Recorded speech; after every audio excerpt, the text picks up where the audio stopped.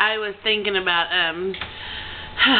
my dad today, and if you have ran across other videos that I have talked about my dad, then you know that he was pretty interesting character. And I was thinking, even though it is the beginning of the new year, I was already thinking how quickly Christmas will be here. We have a friend that's going to be having a baby very soon, and she just contacted me and let me know that they've moved her due date up quite a bit because she's having twins, and they're big and healthy, and she's doing marvelous. And but it just made me think, wow, you know, by Christmas they'll be crawling around and stuff, blah, blah, blah. So anyway, then I thought about another Christmas where my dad was convinced that I had gotten into the presents and knew what I was getting, and punished me for it, you know, as any parent would. Except for my dad. My dad did things in a very, very twisted way. He was something else, and there were presents under the tree. My parents were out wherever. I got underneath there. Yes, I opened the end of a gift, okay? And I'm 8 years old. My mother, I see the end of a gift. I'm going to back up. I open the end of a gift. I see that it's red, and I see that it's fleece material, and I am thinking it's a house coat that I have been wanting, and I am so excited, and I tape it all back up, and I guess I did not do as good of a job as I thought, because he clearly knew that I had gotten into that package. Same time, my mother is making ceramic dolls. My mother made beautiful china dolls, ceramic dolls, just absolutely gorgeous. She became a friend who had a place who could fire them and get them hardened up, and then she would paint them and glaze them and make the clothing and stuff, the costumes and everything. And it was beautiful, beautiful, beautiful dolls. And I had wanted one for years, but I wasn't old enough really to take care of it the way I should. I mean, it was going to get smashed. You know, its little face broke or his little hands broke. So I saw them, wasn't allowed to touch them, wasn't allowed to have anything to do with them, and actually kept up high out of my reach.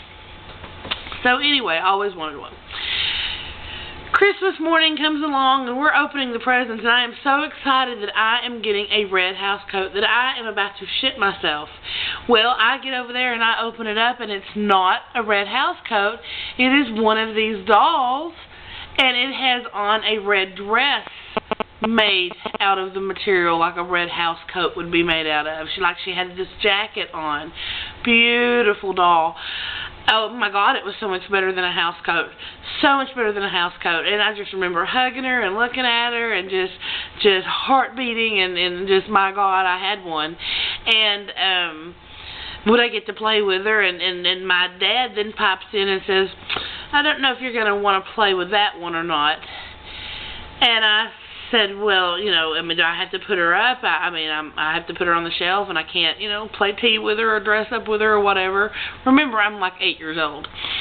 He says, no. He says, because you looked into the box and you knew what you were getting. Because, see, he's fully convinced that I knew it was the doll.